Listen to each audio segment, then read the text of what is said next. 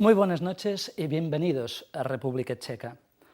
Nuestro invitado de hoy es un hombre que està implicado con... Un moment que em passen una informació. Sí? Ah, sí? I no tindrem problemes amb la justícia? Sí. Sí, sí? Però per allò de la immersió lingüística... Ah! A les escoles ja està en revisió, no? Doncs repetim-ho i fem-ho bé. Molt bona nit, benvinguts a la República Txeca. El nostre convidat d'avui és un home que navega entre tres aigües: sindicalisme, comunicació, des del punt de vista empresarial, i també és la cara visible d'uns esdeveniments esportius que Tarragona almeja amb moltes ganes. Voleu saber qui és? En Xavi Pet ha estat amb ell i ens aporta aquesta informació. El nostre convidat és de Barcelona i ara viu a Tarragona, on va treballar com a secretari general del UGT i ara la pot situar al lloc més alt. Sabeu qui és? Descobrim-ho.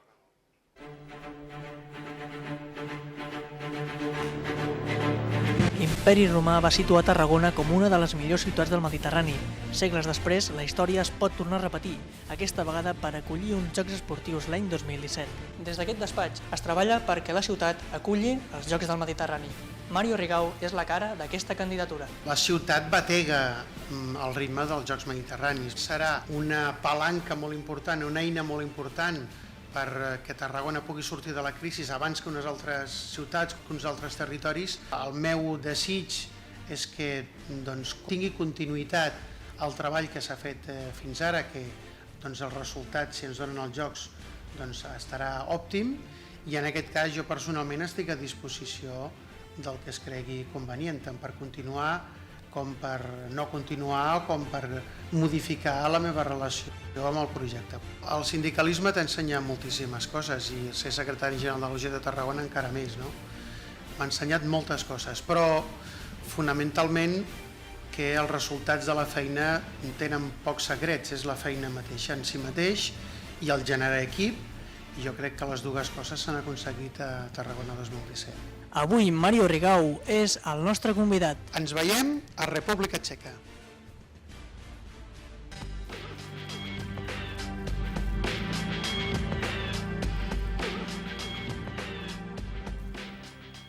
I així és, estem a la República Txeca i en català. Bona nit, Mario, gràcies per la teva visita. És un plaer tenir-te aquí a la República. Doncs molt bona nit, Ricard. Sé que acabes d'arribar de viatge, o sigui, què has anat a fer? Bé, darrerament la veritat és que sempre acabo d'arribar de viatge i estic a punt de sortir de viatge, perquè la fase internacional de promoció de la candidatura així ho demanda. A més, moltes reunions també a Madrid, amb el Comitè Olímpic i amb el que hem dit grup d'estratègia internacional. Per tant, la feina que se'ns ha girat és molta, però a la vegada també la fem amb molt d'entusiasme. En aquests viatges que fas, amb quina llengua et comuniques? Bé, normalment portem una persona de recolzament i, per tant, en uns casos és en francès, en uns altres casos és en anglès i fins i tot, si ha calgut, en àrab. Però no m'has contestat la pregunta. Amb quina llengua et comuniques tu? Normalment... No el traductor. Normalment amb un anglès molt primari. Sí, exacte. Tu vas ser el secretari general d'UGT a Tarragona. Quina experiència has tret de tot això? Bé, és una experiència inolvidable. A més, jo crec que el segell sindical no te'l treus mai quan sents qualsevol tipus de notícia o tens contacte amb el fet que sigui relacionat en el món de l'economia, del treball, o fins i tot, sense tenir una relació directa amb aquests dos àmbits, sempre li acabes donant una perspectiva també sindical. I a més haig de dir que la meva pertanyença a la Unió General de Treballadors, continuo pertanyent al sindicat, és el meu sindicat i per tant l'estimació a l'organització és molta. Però no estàs afiliat? Sí, i tant. Encara estàs afiliat. Quina relació tens amb l'actual secretari general? una relació cordial. Quan alguna vegada ha calgut que ens trobéssim, ens veiéssim o comentéssim alguna cosa, ho hem fet. Jo sé que ell té ara en aquests mateixos moments una tasca molt complexa, molt difícil. Tots els Estar al sindicats. capdavant d'un sindicat, estar al capdavant del moviment sindical en aquests moments doncs és gens fàcil. La gent vol respostes, vol solucions i no sempre les organitzacions sindicals poden tenir la capacitat de donar aquestes respostes. Cal renovar el sindicalisme actual? Jo crec que el sindicalisme ha evolucionat moltíssim i s'ha anat adaptant a les diferents demandes del moment.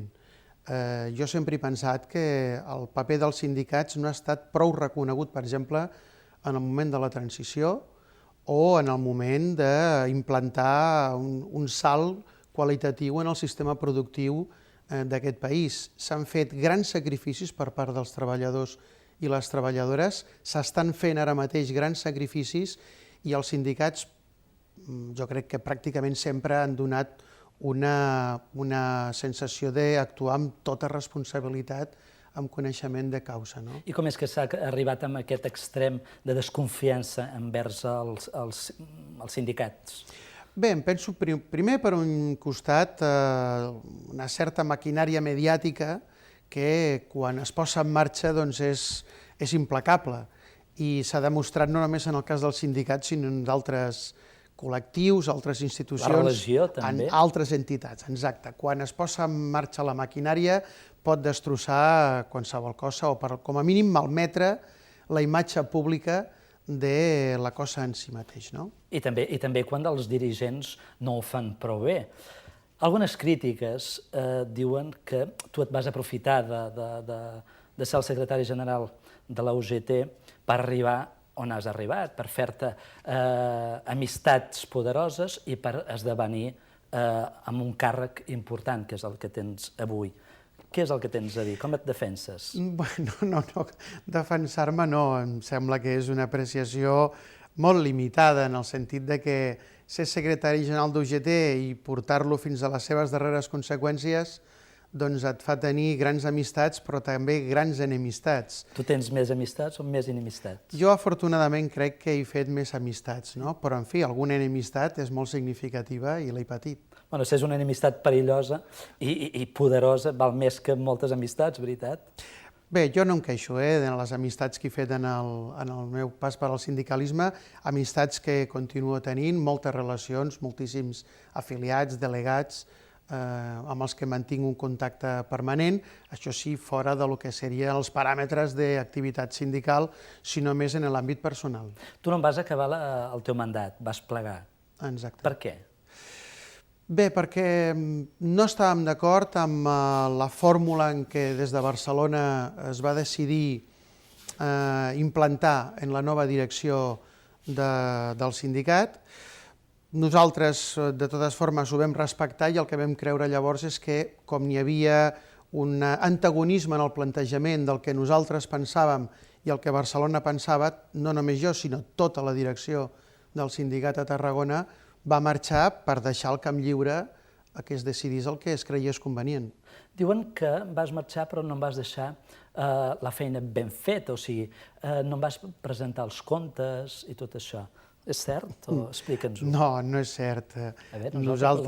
Nosaltres en el sindicat, no només nosaltres a Tarragona, qualsevol organisme del sindicat està, diguem-ne, té un seguiment puntual i continu dels organismes de control econòmic de l'organització. I, per tant, nosaltres estàvem absolutament controlats en aquest sentit i com jo crec que ha de ser, a més, i, per tant, si hi hagués hagut alguna cosa que no hagués estat bé, doncs la pròpia direcció del sindicat hagués actuat. No va ser així. Una altra cosa és que, en fi, alguns vulguin aixecar llegendes negres sobre la meva persona o sobre el nostre equip de direcció, però no, en aquest cas no. Això que ara que no ens veu ningú ni ningú ens escolta, on s'està millor? Lluitant contra el poder o al costat del poder? Jo crec que no és una dicotomia real aquesta. Quan un està al capdavant d'una organització sindical i assumeix el paper d'una forma integral, de vegades tens que, per dir-ho la major de les vegades, tens que negociar amb el poder. El que passa que en el sindicalisme la cara del poder és molt real, perquè una cosa és organitzar manifestacions al carrer per protestar perquè no vols que una autopista passi per un determinat puesto o perquè estàs en contra d'una actuació urbanística o qualsevol cosa d'aquestes així. I una altra cosa és enfrontar-se a l'empresari, a l'amo de l'empresa, que sap que té un poder immediat de repressió sobre tu. Per tant, és un enfrontament que no és anònim i això fa que el sindicalisme formi a les persones d'una manera diferent. Els dirigents sindicals estan fets d'una pasta molt especial. A tu t'agradaria, avui, amb la crisi econòmica existent, amb tot el que es debaten els sindicats, t'agradaria ser avui delegat o responsable del sindicat? Bé, ara mateix no, perquè estic en un altre projecte apassionant, igualment apassionant, però en el futur no se sap mai, perquè jo mai hagués dit que seria al capdavant de la candidatura a Tarragona als Jocs Mediterranis. Per què estàs al capdavant de la candidatura? Perquè m'ho va demanar l'alcalde. Per amiguisme? No, m'ho va demanar l'alcalde va pensar que es necessitava una persona que tingués la capacitat de generar un equip i de fer-ho ràpidament, i bé, això sí que és cert que s'ha pogut fer, i sobre la marxa hem anat aprenent tots, perquè Tarragona mai havia aspirat a un esdeveniment d'aquest tipus, per tant, no hi havia ningú que atessorés, acumulés el know-how necessari per fer això. Per tant, bé, doncs a canvi... Si hi havia tanta gent a Tarragona que pugui fer, per què tu? No ho sé. Hauria de demanar a l'alcalde. Exacte, hauries de demanar a l'alcalde la... Però no l'has preguntat mai, per què jo?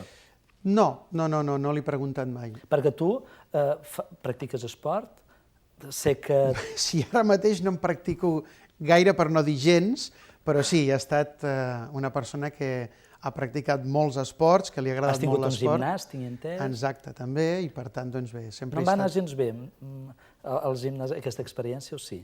Sí, va anar molt bé, el que passa que per això deia que vaig estar dedicat al sindicat un temps, després vaig deixar l'activitat sindical, m'hi vaig dedicar a l'activitat, diguem-ne, esportiva des d'un punt de vista més empresarial, professional, i després, arrel d'unes converses que mai vaig perdre el contacte amb Josep Maria Álvarez, el secretari general d'UGT Catalunya, em va demanar, escolta, mira si pots donar-me un cop de mà en el tema aquest del Departament de Medi Ambient, i mica en mica m'hi vaig anar involucrant una altra vegada fins que va arribar el tema de Tarragona i vaig decidir tornar a la plena activitat sindical. Amb la mà al cor, si et demanés que valoressis la feina de l'actual secretari general, et reveus amb aquest sindicat?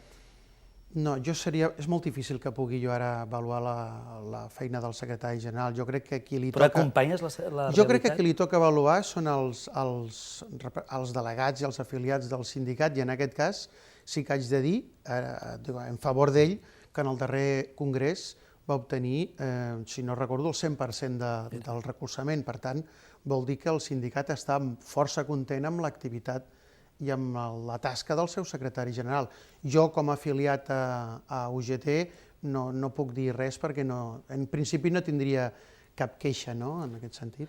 Tu ets l'amo de Tarragona 21, un setmanari digital. Has passat de sindicalista a empresari.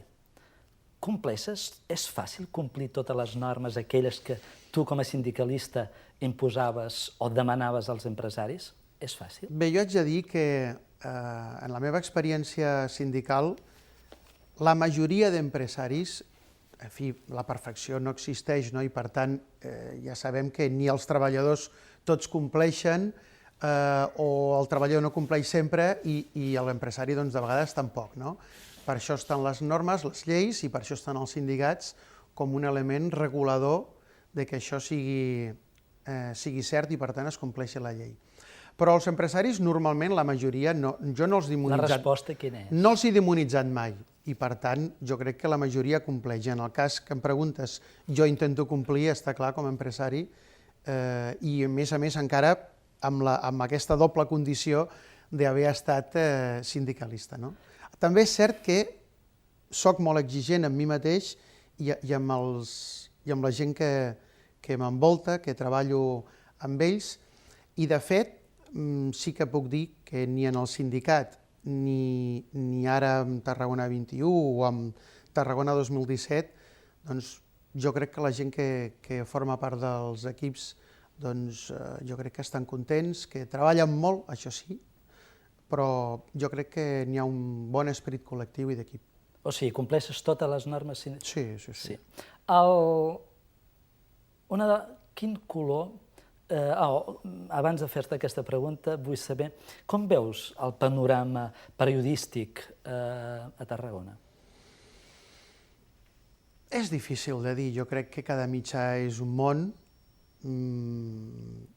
Jo penso que potser sí que n'hi hauria necessitat de conjuntar, de fer una mica de lobby mediàtic en el territori, perquè, si no, doncs, els grans mitjans de comunicació se't mengen i, a més, doncs, coses que els mitjans de comunicació d'aquí tracten acuradament i molt bé, després veus amb algun altre mitjà de comunicació, fins i tot TV3 de vegades, que donen un tractament a coses de Tarragona que jo em penso que no és el millor. Has practicat mai la censura al teu diari? No, mai. Quin paper tindrà el teu diari de cara a la candidatura 2017? Jo he intentat mantenir molt separadament una cosa de l'altra, per tant, el Tarragona 21 tindrà el paper que sigui capaç de desenvolupar, però no tindrà cap tracte de favor en aquest sentit des de la candidatura, no ha estat així. Nosaltres intentem donar, si és cert, un tracte especial en aquells mitjans de comunicació que són patrocinadors de la nostra candidatura, com és el cas d'aquesta casa. Tenir un diari és tenir influència? És tenir poder? No, jo no ho he vist així. De fet, estic bastant lluny de la part, diguem-ne, informativa, de redacció. N'hi ha uns grans professionals que ho estan portant i, per tant, el que fem de tant en tant és reunir-nos, trobar-nos, quasi sempre amb un sopar, en el que hi dediquem a divertir-nos i passar-nos-ho bé la major part del sopar, i després, en tot cas, fem algun comentari si veiem que una setmana hem pujat audiència o una setmana hem baixat, i per tant diem per què s'ha degut això, ho analitzem, però el que és la redacció i el panorama informatiu del Tarragona 21 és la redacció la que ho fa. Molt bé, entrem ara en els jocs. El nostre col·laborador, el Santi, ha preparat un vídeo per veure la realitat, el que pensen els tarragonins sobre Tarragona 21. Sobre el 2017.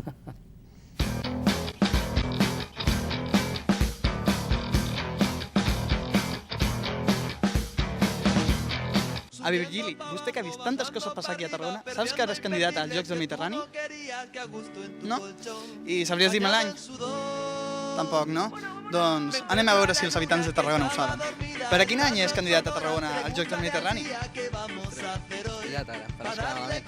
L'any que ve? Jo penso que serà l'any 2016. El 2012. Hosti, no en tinc ni idea. Podríem dir el 2014.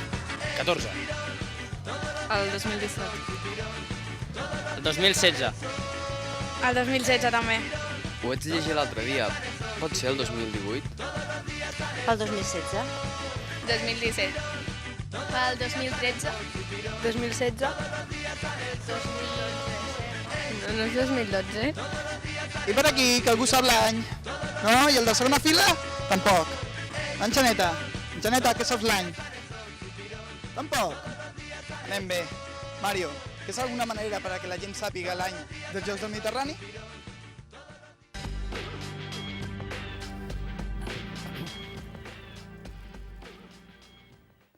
Bé, el nostre company ha sortit al carrer, ha fet una mena d'enquesta als tarragonins i hem vist la resposta. És una mica desoladora, he de dir.